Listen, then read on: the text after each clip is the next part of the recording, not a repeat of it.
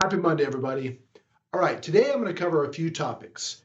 We're eventually going to get to inflation, but before we get there, hold tight, because before that, I want to talk about AI, artificial intelligence, because it's in the news. Everyone knows it's going to change the world. Everybody's making tons of money on it.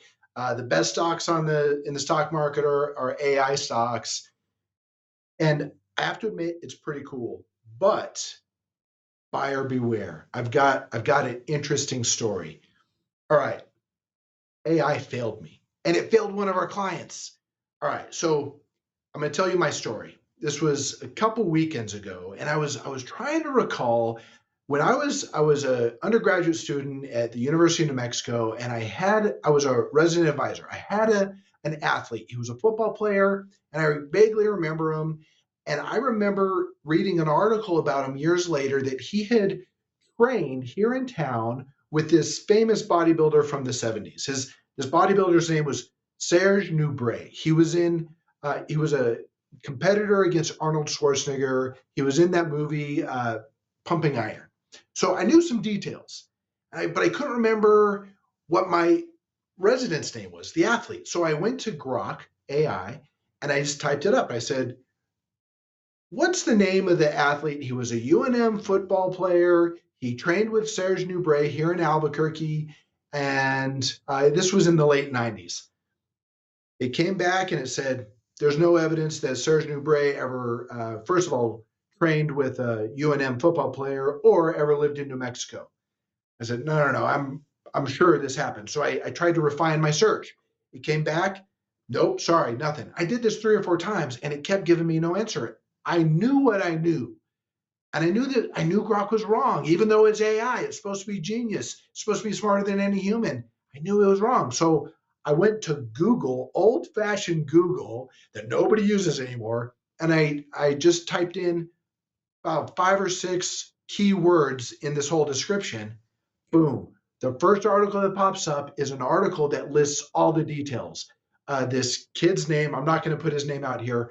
He was listed there. He was a former UNM Lobo, played football, trained with Serge Nubret here in Albuquerque. I was like, what the heck? So I went back to Grok and I scolded it. I said, hey, Grok, I just went to Google. I said, you're wrong.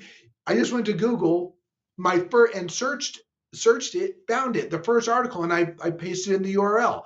Grok responds to me saying, oh, my apologies. I didn't do enough research. You're right. This kid did exist. He did everything you said. I'm glad I knew I was confident in my knowledge, because if I had just been relying on I would have thought this thing never happened.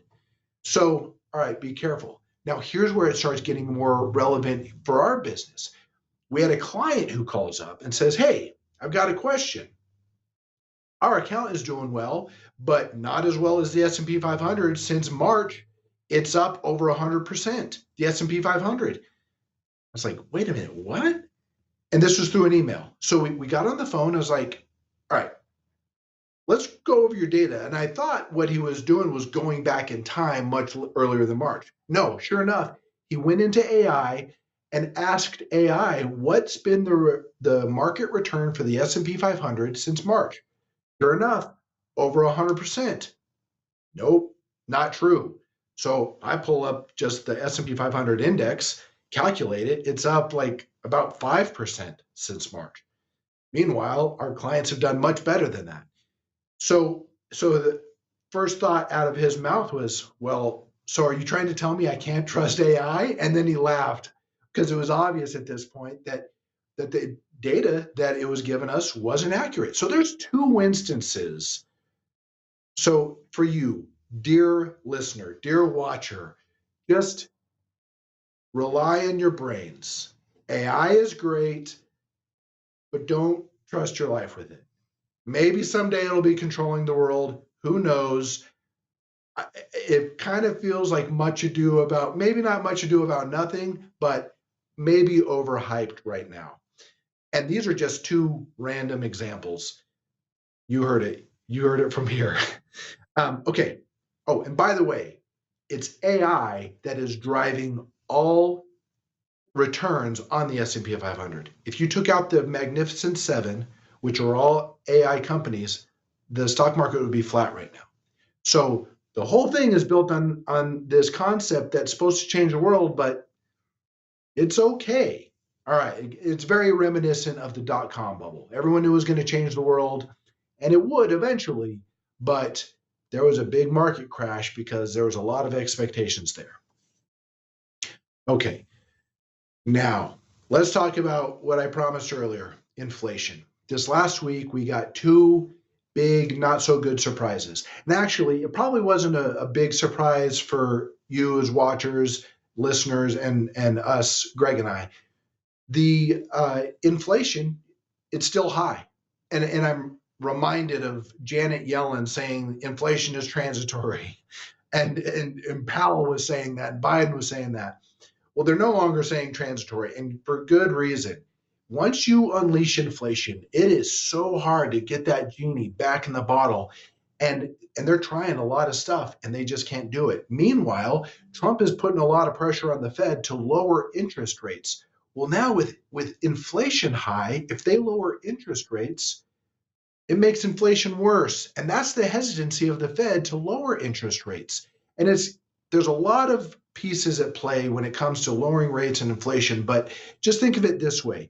If rates are lower, think about credit cards. If your credit card payment was less, that means you would spend more. Well, the more spending that happens, the more inflation happens. If there's not additional supply, but there's additional demand with spending, that's inflation. Okay, and what came in with inflation? Well, first of all, CPI came in, but CPI is the consumer price index. But that number, it's so hard to read and trust. We don't really even trust it. I typically double or triple it because the government toys with the numbers to make themselves look better. But even it came in high this last month. But the PPI, the producer price index, came in the highest it's been in 3 years. That number is harder to tool with. It's more just raw data, and it's the cost of producers. Their costs are going up. Is it because of the tariffs? Well, maybe that might be part of it, because we do know that the producers, knowing the tariffs were coming, they stockpiled up on these imported goods before the tariffs hit. And so it's taking a while for those tariff prices to be transferred over to the consumers. So that's part of it. But the other part of it, and this is one of our clients was kind of reflecting on this, is that the American economy is really driven by service. And so if the producers are paying more, it's to the employees, the service providers, that their costs are going up. Their wages are going up. The cost of living is going up. Their insurance is going up, all their benefits. So we're seeing those prices go up. All right. So what does this mean for us? Well, I don't know what's going to happen with interest rates. It's less likely that the Fed is going to be interested in lowering interest rates now. And everybody's been banking on the Fed lowering interest rates. Now they might. What does that mean for investors? Well, your accounts are doing really well. Inflation hurts at the grocery store, but hard assets do really good. They do really well during inflation because money starts to flow to them as a safe haven, especially we've seen it in gold and silver. So your accounts are doing well. Buckle up. These are interesting times, and we'll see you next week. Bye-bye.